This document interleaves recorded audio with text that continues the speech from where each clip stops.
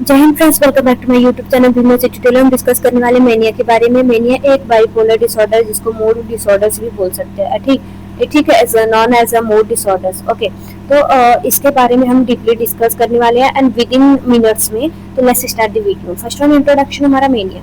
Mania एक Greek word से मिलकर बना होता है जो कि वर्ड है फैंसी वर्ड। ओके, तो मेनिया को एक्सीडेंट ग्रीक फिजिशियंस जो थे, ठीक है, सच एज द हिपोक्रेट, जैसे हिपोक्रेट्स हो गए, उन्होंने 460 से लेकर 370 के बीच जो बीसी पूर्व जो थी ईयर्स थी, उनमें डिस्क्राइब किया था कि मेनिया जो होता है कि पोलर्स एंड मूड डिसऑर्डर्स है। इट मींस कि ये पोलर एंड मूड डिसऑर्डर्स है, ठीक है।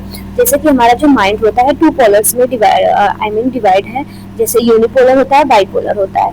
यूनिपोलर्स मीन्स जो होता है कि हमारा मूड जो होता है कि सेटल डाउन होता जाता है, एंड बाइपोलर्स मीन्स हमारा जो मूड होता है excessive happiness, excessive activity, excessive जो हमारा सेल्फ स्टीम होता है, excessive over activity evaluate mood करता है। ओके, तो ऐसे कंडीशंस इन्होंने बताए थे।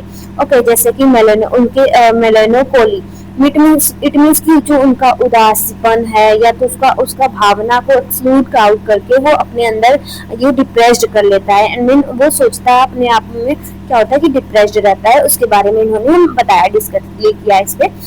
इन द 19th सेंचुरी में इमिल जो कार्पेलिन थे, उन्होंने जर्मन साइकेट्रिक, ये भी जर्मन साइकेट्रिक थे, आइडेंटिफिकेशंस इन्होंने किया मेनिया डिसऑर्डर जो डिप्रेशन है, साइकोसिस के, इस पे इन्होंने सर्च किया। वो सिंगल डिसऑर्डर इन्होंने बताया, single disorder with the manic depression है, ये फेज में ये होता है। अगर पर्सन को मेनिया है, डिप्रेशन वगैरह है, लॉन्ग टाइम तक डिप्रेशन वगैरह है, तो ये मेनिया कॉज कर सकता है, बाइपोलर डिसऑर्डर है जिसको बोलते हैं।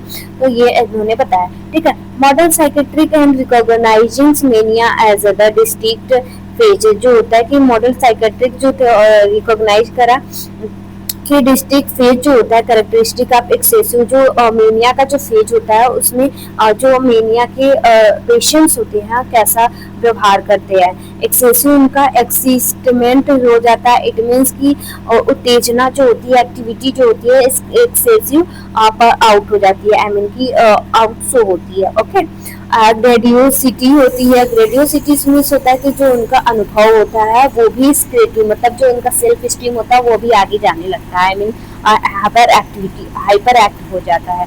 डिक्रीजिंग नीड, उनका जो नीड की स्लीपिंग पैटर्न होती है, वो नीड ज़्यादा, मतलब उनको नींद नहीं आती है, ठीक है, उनका जो स्लीपिंग पैटर्न है वो डिस्टर्ब होता है। ऐसे उसमें कैरेक्टरिस्टिक्स होते हैं, और भी कैरेक्टरिस्टिक्स होते हैं, जैसे कि हमने बताया था इंक्रीजिंग साइकोमोटर एक्टिविटी, ठीक है। इलेशन मोटर जो इवेलुएट मूड जो होता है उनका इवेलुएट होता रहता है, ठीक है, चेंज होते रहते हैं, हाइपर एक्टिविटी शो आउट करते हैं। ओके, नेक्स्ट में हम देख लेते हैं कि जो क्या क्या मोटर एक्टिविटी एक्ट होती है इसमें। तो फर्स्ट वन होता है कि हमारा साइको एक्टिविटी जो होता है वो इंक्रीज हो जाती है, और स्लीपिंग थॉट जो होता है वो स्लीपिंग पैटर्न जो होता है कि वो डिक्रीज हो जाता है। थॉट जो होता है कि वो क्या होता है कि थॉट डेवलप होते हैं, थॉट बोल सकते हैं कि पर होता है उनका लैंग्वेज वगैरह, पैनिक, जोकिंग जो होता है कि स्पीकिंग्स, और ये सब जो होता है कि वो डिस्टर्ब हो सकता है, ठीक है। गोल डायरेक्टर एक्टिविटी जो होती है वो भी हाइपर होती है, उनका पर्सनल से जो फीचर्स होते हैं वो डिक्रीज, जैसे स्लीपिंग, एपेटाइट डिक्रीज हो जाना, इंक्रीजिंग उनका लेटेंट जो होता है कि ये सब इंक्रीज भी हो, सॉरी, जो इनका भूख लगने की जो क्षमता होती है, ठीक है, वो इंक्रीज हो जाती है। एंड मेकिंग ओवर जो होता है कि उनका जो स्लीपिंग पैटर्न होता है वो डिक्रीज हो जाता है। ओके, तो ये होता है कि मेनिया के कैरेक्टरिस्टिक्स में, फीचर्स में आते हैं पर्सन में। डेफिनेशंस देख लेते हैं। Mania is the state of the abnormally evaluated mood increasing energetic over activity that is the inappropriate to the situations. It is the correct features of bipolar disorders when this persons to the altered between the manic and depression episodes. इसमें बताया गया है कि जो mania के person होते हैं वो हाइपर एक्टिविटी शो करते हैं, मानते हैं कि जो मूड जो होता है उनका इंक्रीज हो जाता है, उनका एक्टिविटी जो होता है वो इंक्रीज हो जाता है, लेकिन उन्हें ये नहीं पता होता है किस सिचुएशंस में हम हंस रहे हैं, किस सिचुएशंस में हम कौन सी बात बोल रहे हैं, किस सिचुएशन में हम ओवर एक्टिविटी कर रहे हैं। ठीक है, सिचुएशन के रिगार्डिंग हम अपना बिहेवियर को चेंज करते हैं। जैसे शोक सभा है तो वहाँ पे शोक बिहेवियर प्ले करते हैं, एंड हैविंग हैप्पीनेस है तो वहाँ हैप्पीनेस प्ले करते हैं, बट वो पर्सन जो होते हैं वो दोनों नहीं दिखते हैं। ठीक है, वो अपना हाइपर एक्टिविटी हर जगह दिखाते रहते हैं। ओके, तो ये हो गया हमारा, और डिप्रेसिव भी रहते हैं। ओके, नेक्स्ट वन होता है कि कॉजेज। हमारे जो मेनिया के पर्सन है उसमें क्या क्या कॉजेज हो सकते हैं कि मेनिया डिसऑर्डर कॉज कर सकता है, मीन मूड डिसऑर्डर कॉज कर सकते हैं by biological factor. It mean genetic predisposition हुआ है, जेनेटिक प्रेडिस्पोजिशन मतलब फैमिली में है किसी को manic disorders and mood disorders है। ठीक है, तो वो उसमें जेनेटिक के थ्रू फैमिली मेंबर्स में आ जाए। न्यूरोकेमिकल इम्बैलेंस्ड में डिक्रीज्ड जो उनका डोपामिन होता है वो इंक्रीज हो जाती है, हमारा डोपामिन इंक्रीज हो जाता है, हाइपर एक्टिविटी शो आउट करने स्टार्ट कर देंगे। नोरेपिनेफ्रिन जो होता है कि सीरोटोनिन जो लेवल होता है वो इंक्रीज हो जाता है इसमें। इट मीन्स कि हमारा जो सिग्नल होता है, ट्रांसमिटिव सिग्नल्स होता है जो प्रीपोलर से आई मीन साइनेप्टिक नर्व से एंड प्रीपोलर तक चला जाए, प्री साइनेप्टिक तक चला जाए। ठीक है, हाइपर एक्टिविटी होगा कि हाइपर जाएगा वहाँ पे, हाइपर एक्टिविटी शो करेगा। ओके, ये हैप्पीनेस का कारण भी होता है। न्यूरो एंडोक्राइन डिस्फंक्शन, हमारा एंडोक्राइन डिस्फंक्शन जैसे थायराइड हो गया, एड्रेनलिन हार्मोन्स हो गए इम्बैलेंस्ड हो गए, तो इसकी वजह से हाइपर एक्टिविटी शो आउट करते हैं पर्सन्स। ओके, और ये जो होता है कि अनबैलेंस लॉन्ग टाइम तक रहेगा तो ये गंभीर मेंटल डिसऑर्डर्स कॉज कर सकते हैं। ठीक है, साइकोलॉजिकल फैक्टर्स में स्ट्रेसफुली लाइफ है, इवेंट है, इमोशनली ट्रॉमा, इट मीन्स कोई धोखा वगैरह दे दिए हैं, कोई ट्रस्ट जैसे प्रॉपर्टीज वगैरह का जो ज़्यादा ही ट्रॉपिक पेनफुल हो, तो उस कंडीशंस में वो इमोशनली सोच के अपने आप को क्या होता है कि डिप्रेस्ड कर लेता है। Personality strand like to the impulsive high ambitions, मतलब कि जो होता है कि उसका पर्सनालिटी जो अंदर का इट मीन्स कि जैसे कि वो इंट्रोवर्ट है, एक्सट्रोवर्ट है, अपनी बातों को अपने अंदर ही छुपा के रख रहा है, ज्यादा टाइम तक किसी से इट मीन्स किसी से शेयर नहीं कर रहा है जिसकी वजह से उसका मन हल्का हो जाए। तो ऐसा कुछ नहीं है, तो उसकी वजह से भी लॉन्ग टाइम तक डिप्रेस्ड रहने से, अंदर ही एंजाइटी फ्रस्ट्रेशन कॉज करवाने से, ठीक है, लॉन्ग टाइम तक हम पिल्स वगैरह ले रहे हैं तो उसकी वजह से भी हो सकते हैं। ठीक है, इन्वायरमेंटल फैक्टर में जैसे स्लीप डिप्रीवेशन, अगर स्लीप में जो पैटर्न है आप जैसे नॉर्मल स्लीप का पैटर्न हमारा 11 क्लॉक है, 11 to 3। ठीक है, इसके बीच में जो होता है कि बहुत गहरी नींद और अच्छी नींद आती है जिससे हमारा जो फिजिकल स्लीपिंग रिक्वायरमेंट है वो फुलफिल हो जाता है। तो अगर इम्बैलेंस्ड है तो उसकी वजह से भी हो सकता है। सब्सटेंसेस यूज, अगर कोकेन वगैरह, अगर कोई भी एल्कोहलिक सब्सटेंसेस मेडिकेशन ले रहे हैं तो उसकी वजह से हो सकते हैं। ओके, नेक्स्ट वन चलते हैं हम क्लिनिकल मैनिफेस्टेशन, क्या क्या साइन सिम्टम्स देखने को मिलेंगे मैनिक डिसऑर्डर्स में। ठीक है, तो फर्स्ट वन होता है कि हमारा मूड साइन सिम्टम्स, मूड से इवेलुएट इफोरिक, जो इरिटेबल मूड जो होगा कि उसका मूड जो होगा कि हाइपर एक्टिविटी होगा, बट कभी कभी क्या होता है कि इरिटेबल हो जाएगा, वो गुस्सा करने लगेगा, फिर रोने लगेगा, क्राइंग करेगा, चिल्लाएगा, ओवर एक्टिविटी करेगा। इंक्रीजिंग सेल्फ स्टीम्स जो उनका उसका सेल्फ स्टीम्स होगा वो ओवर कॉन्फिडेंटली होगा, एंड ग्रेडियोसिटी होगी। ओके, जैसा कि हमने बताया ग्रेडियोसिटीज होगी, इट मीन्स कि उसका जो अनुभव होगा वो इंक्रीज हो जाएगा। ओके, एक्सेसिव टाल्किंग जो पैटर्न होगा, स्पीच जो होगा वो बहुत एक्सेसिव यानी स्पीच हो गए। अवर एक्टिविटीज आप रेस्टलेसनेस, उसको रेस्टलेसनेस फील होगा, ओवर एक्टिविटी करेगा जिसकी वजह से रिस्क टेकिंग्स बिहेवियर्स जो होगा कि वो स्पेडिंग्स जो होता है कि सेक्सुअल डिस्टर्बेंस वगैरह देखने को मिलेंगी। क्रिएट देखने को मिलेंगे। ओके, नेक्स्ट होता है कि कंजेनाइटल सिम्टम्स जो देखने को मिलेंगे। Cognitive symptoms, sorry sorry sorry cognitive symptoms में क्या होगा कि रेसिंग्स थॉट्स वगैरह, फाइटिंग्स, आइडियाज़ वगैरह दे उसको आएंगे। एंड पुअर अटेंशन होगा, कंसंट्रेट जो होगा कि वो भी पुअर होगा कहीं पर भी।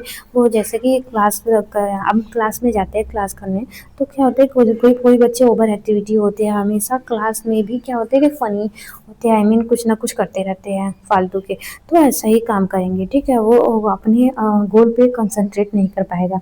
Influx sense of important of power जो होगा कि इन्फ्लेक्स होगा उसका इम्पोर्टेंट पावर जो होगा, अंदर का सेल्फ एक्सटीम पावर होगा वो इंक्रीज होगा। फिजिकल सिम्टम्स क्या क्या, decreasing needed for sleep, sleeping का जो पैटर्न होगा वो डिक्रीज हो जाएगा। And increasing energic and hyper activity जो होगा, उनका एनर्जी का हाइपर एक्टिविटी करने की जो वो रिक्वायरमेंट होगी वो बहुत हाई होगी, आई मीन अंदर की जो इच्छा होगी वो बहुत हाई होगी। ओके, नेक्स्ट हम देख लेते हैं हम डायग्नोसिस क्या क्या करेंगे। ठीक है, डायग्नोसिस में हम चेक करेंगे, फर्स्ट हम चेक करेंगे कि उनका हार्मोनल बैलेंस कैसे, बाइपोलर इट मीन्स कि कैसे बाइपोलर यूनिपोलर में चेंज हो रहा है, क्या क्या हार्मोन्स इम्बैलेंस्ड हुए हैं। ओके, नेक्स्ट वन होते हैं कि creatinine for the many episodes जो होगा कि DSM 5 क्रिएटिनिन चेक करेंगे।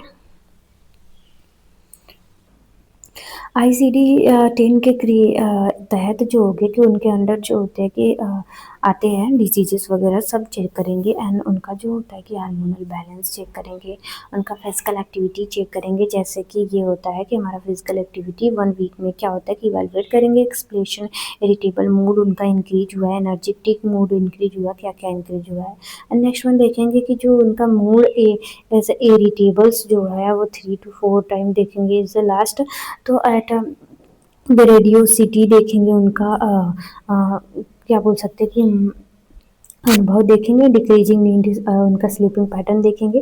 टाल्क जो वेस्टनेस है उनका टाल्किंग पैटर्न है वो देखेंगे। एंड फ्लाइट ऑफ आइडियाज़ जो होंगे उनके फ्लाइट आइडियाज़ मतलब जो आइडियाज़ ला रहे हैं, थॉट फीलिंग्स वगैरह के जो भी थॉट्स ला रहे हैं उनके थॉट्स के बारे में हम देखेंगे और जज करेंगे। एंड डिस्ट्रेटिबिलिटीज़ देखेंगे उसके जो होगा कि उनका स्पष्टीकरण वगैरह जो भी होता है। ठीक है, उनका डिस्ट्रेबिलिटीज़ अंदर का एक्टिविटी देखेंगे, ओवर एक्टिविटी, इंक्रीजिंग एक्टिविटीज़ देखेंगे। Excessive involvement of the risk activity जो भी एक्सेसिव इनवॉलेंट्री इन्वॉल्वमेंट जो होता है कि रिस्क एक्टिविटीज़ है वो भी चेक करेंगे। ठीक है, कि उनका थॉट क्या कह रहा है। जैसे कि कोई कोई पर्सन होता है ओवर एक्टिविटी होती है कि उनकी इच्छा के अनुसार होना चाहिए, आई मीन कि वो कोई सामने वाला व्यक्ति है वो उसे हम टॉर्चर कर रहे हैं, वो परेशान है तो उसको खुशी मिलती है, तो ऐसा वाला भी एक्टिविटी उन लोगों में हो सकता है।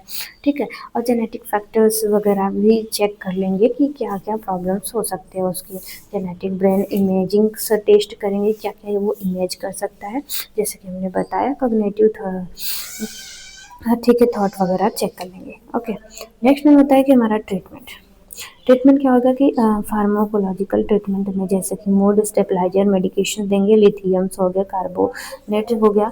एंड एंटी कोगुलेंशन जो होता है कि कोगुलेंट ड्रग देंगे। वाल्पोरिन एसिड्स हो गया, कार्बेंजापाइन हो गया जो कि अदर मेडिकेशन है। एंटीसाइकोटिक मेडिकेशंस में जैसे कि ज़्यादा से ज़्यादा हेलोपेरिन दिया जाता है एंड एलानजापाइन दी जाती है। और बेंजोडियाजेपाइंस में लोरा जेपाइन देंगे जो कि स्लीपिंग एंड क्लेमिंग में हेल्प करेगा। और साइकोथेरेपीज़ में साइको एजुकेशंस देंगे, जिसमें टीचिंग एजुकेशंस होगा। Relapse preventions, cognitive behaviour therapy देंगे। फैमिलियर थेरेपी देंगे जिससे फैमिलियर सपोर्ट होगा, उनके इमोशंस को, उनके हाइपर एक्टिविटी को समझे एंड उनको समझाएं। ठीक है, नर्सिंग मैनेजमेंट में मेंटेन द सेल्फ इन्वायरमेंट, अब सेल्फ इन्वायरमेंट सेल्फ हार्म्स से बचेंगे क्योंकि वो फील कर सकते हैं आपको भी। ठीक है, पावर जो होते हैं मेंटल स्टेबलाइजर जो पर्सन होते हैं, डिसऑर्डर जो पर्सन होते हैं वो बहुत ओवर एक्टिव होते हैं। Okay, set frame and live form behaviour, उनका बिहेवियर को सेट करेंगे। इनकरेज करेंगे रेस्ट एंड प्रॉपर न्यूट्रिशंस ले, and administration medications time to time ले, and monitoring by mode changing of side effects, जो भी साइड इफेक्ट्स है मॉनिटर करते रहेंगे कि जो इतने सारे मेडिकेशंस ले रहा है उसके साइड इफेक्ट बहुत अच्छे अच्छे हैं, ठीक है, उनको नोट करते रहेंगे, चेक करते रहेंगे। तो thank you class, thank you very much, thank you for watching sir, देखेंगे नेक्स्ट वीडियो में, थैंक यू वेरी मच।